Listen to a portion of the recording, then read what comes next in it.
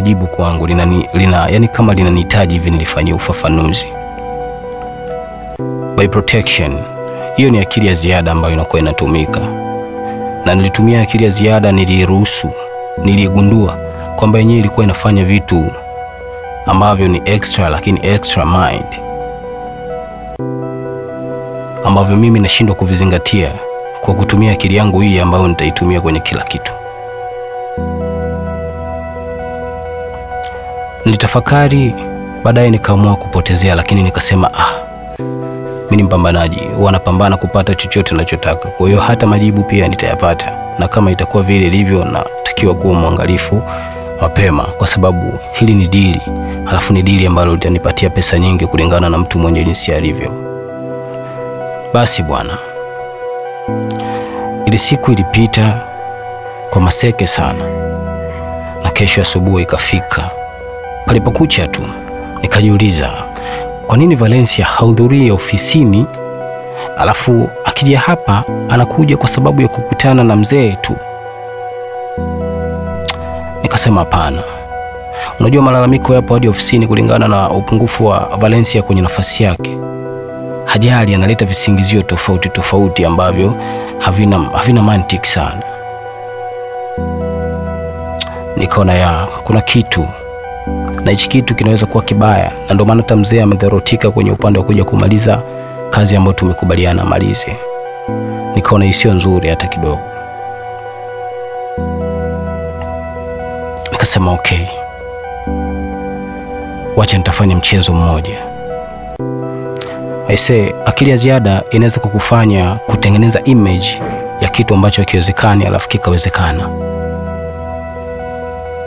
Yani unatamani ungetengeneza kitu fulani au mtego fulani, formula fulani ambayo ikifanikiwa kusucceed inakuletea majibu ya kitu ambacho kilikuwa hakiwezekani. Akili ya ziada inaweza kufanya hivyo kwa sababu utakachokiwaza, utakachokipanga, unaishirikisha imani yako kuumba.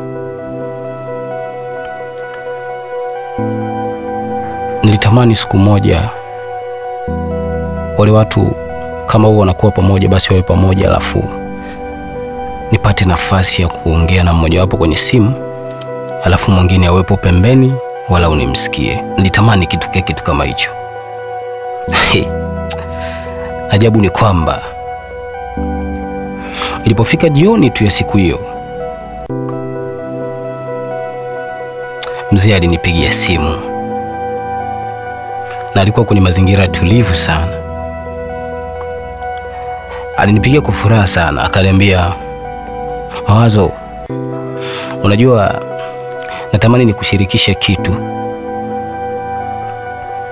Nikamwambia ndio mzee, natamani kushirikisha kitu kwa sababu naona kama kina umuhimu, na kupitia wewe naweza nikapata ukamilifu wa hichi kitu, kwa sababu pia kinalenga upande wako kwa namna moja ama nyingine, na huenda wewe ukao na details nyingi kuhusiana na hichi ambacho mimi nataka kukuelezea.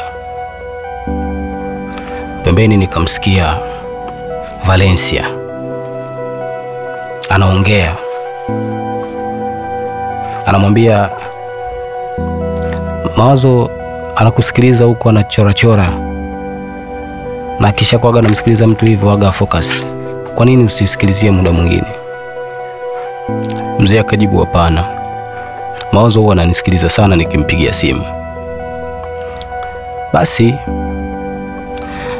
mzee akaniambia, unajua sio swala la kuzunguka sana, nilitaka nikwambie tu kwamba hapa nilipo niko na Valencia.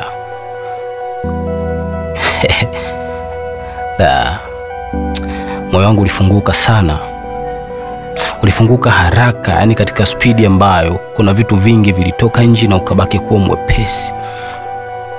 Alafu kuna kama hali ya upepo fulani ambayo iliniingia, upepo uliojaa maswali na mifumo ya namna ya unlock, kwa sababu tayari kuna kufuri ilipo hapa.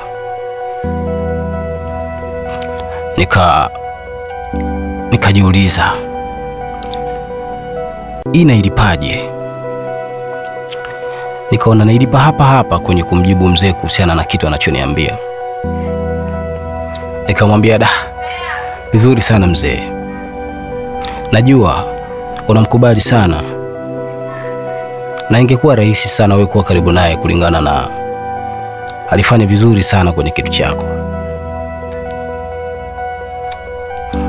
Na kwa sababu uliniambia unapenda vitu vizuri, nikaona Valencia anafanya vitu vingi vizuri, lakini anahitaji watu tu kumuona mwisho siku na yeye aende.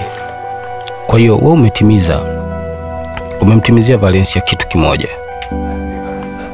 Mzee akawa anacheka, lakini kaona bado, wacha nikupambe kwanza, halafu nifanye upelelezi. Nikatumia akili ya ziada,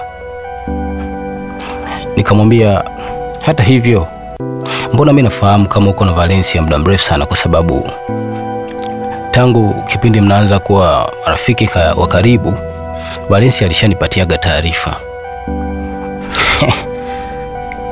Mzee akashtuka. Alikwambia? Nikamwambia ya, aliniambia labda kama wewe ndio hajakwambia amekuwa ameniambia mimi. Na mimi akuniambia hata kama nifanye siri nisikwambie wewe, ndio bado anasema kwamba alinipatia hii taarifa. Kwa hiyo hata wakati unaniambia hapa nilihisi kwamba na wewe ndio unanipatia taarifa sasa hivi. Kumbe ile simu ilikuwa loudspeaker. Valencia aliposikia akasema, Mawazo mwongo. Nimekwambia lini mimi? Saa ngapi? Akasema yes, tunaelekea. Basi mzee akasema, wewe bwana Mawazo, Valencia alikwambia bwana, mbona unaonekana kama unamsingizia, wewe umehisi? Nikamwambia no, Valencia ni rafiki yangu, kwa nini msingizie? Basi mzee akasema niko na Valencia, na kama alikwambia ananificha mimi, basi ni jambo zuri, na kama hivyo alivyokuelekeza nadhani hakuna alichopunguza wala kuongeza. Labda kama atakuwa amenizungumzia tofauti, eti Valencia, umenizungumzia tofauti. Mzee akawa anamuuliza Valencia. Valencia akangangania kwamba Mawazo mwongo, nipe simu niongee naye. Nikaona yes, nipe simu niongee naye. Akachukua simu, akatoa loudspeaker. Akaniambia, Mawazo, nilikwambia lini kwamba mimi niko karibu na mzee? Nikamwambia, sikia, nimefanya hivyo makusudi, lakini kiukweli mzee yeye aliniambia. Valencia akaweka simu yake loudspeaker kwa sababu tu alisikia kwamba mzee aliniambia. Mzee akawa anasikia bwana, akasema, Mawazo, mimi nilikwambia lini? Nikamwambia Valencia, kama vile ambavyo utaki kumwambia mzee. Mzee hawezi kutaka ni mimi niseme ukweli wake yeye. Kwa lisi wewe utaanza kwa heshima. Lakini mzee aliniambia, cha ajabu wewe ni kwamba ulikataa kuniambia Valencia. Kwa nini? Nikaacha maswali. Kilikuwa ni kizungumkuti. Mzee akawa anacheka akihisi labda kama kuna utani nimeutengeneza, lakini kwenye akili yake alikuwa anasikia vizuri sana. Sauti yangu ilikuwa inatoka moyoni nikimwambia Valencia kwamba mzee ameniambia, lakini wewe ndio ulikuwa utaki kuniambia. Kwa nilikuwa najaribu kufanya hivyo kuona, lakini niligundua haya muda mrefu sana. Nilikuwa natamani kujua tu. Basi Valencia kwa hasira akakata simu. Nikasema nimejua. Na kwa hasira ya Valencia na baadhi ya mambo yake yalionifanya kuwa na hofu ya kuwa karibu na mtu ambaye anafanya naye biashara, ndo hayo yamekuja kuleta matokeo ya kwanza. Nikajiuliza, baada hivi nini kitafuata? Nini kitafuata? Valencia nina uhakika ameshaharibu vitu vingi, kama ambavyo nilikuwa na wasiwasi mwanzo kwamba anaweza kwenda kutengeneza maneno mengi, kuua nguvu kazi, na ndio maana mwisho siku mzee akawa hawezi kufanya tena kazi. kwa sababu tayari akili yake imepokea vitu vingi vipya kutoka kwa Valencia. Amesahau kuhusiana na thamani ya kitu anachokihitaji, uwekezaji na hata utashi uliomvutia. Nikasema sawa, kwa sababu nimejua nitakachokifanya ni kitu kimoja tu. Mzee huyu nitamfuta kwenye hesabu ya kumwamini hasa. Nitambakiza kwenye kitabu cha watu wanaohitaji matokeo kisha kuendelea na jambo ambalo walihitaji tulifanye baina yao na mimi. Nikamwacha kwenye kitabu hicho, kwa sababu nisingetaka kumsafisha akiwa ameingia kwenye hisia ya mambo mengine. Kwa mtoto wa kike ni ngumu. Kwa hiyo kitu ambacho nilipaswa kukisikilizia, aidha waelewane wawe kitu kimoja zaidi milele amina, watapata akili ya kuja kufanya wanachohitaji kwangu kwa sababu ni thamani kwao. Aidha ikawa negative, wakafikia mahala pa mwisho, mzee akakumbuka kwamba alikuja kwa lengo la biashara, kisha mengine akatokea. Wakati naendelea kuwaza na kujipa hope na kuhakikisha mifumo yangu kuwa sawa, ananipigia simu Valencia, na muda huo huo inaingia message ya mzee. Na slide kabla ya kupokea simu ya Valencia, message ya mzee inasema usipokee simu ya Valencia. Sikupokea simu ya Valencia mpaka imekata. Akapiga mara ya pili, akapiga mara ya tatu.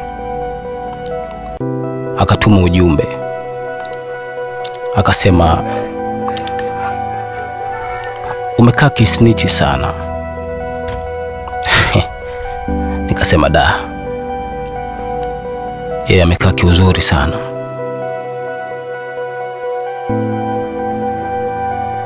Nikasema ujumbe huu si ujibu, kwa sababu sio kawaida yangu kujibu vitu ambavyo ni negative. Mimi huwa najibu kwenye positive kwa maana ya hongera.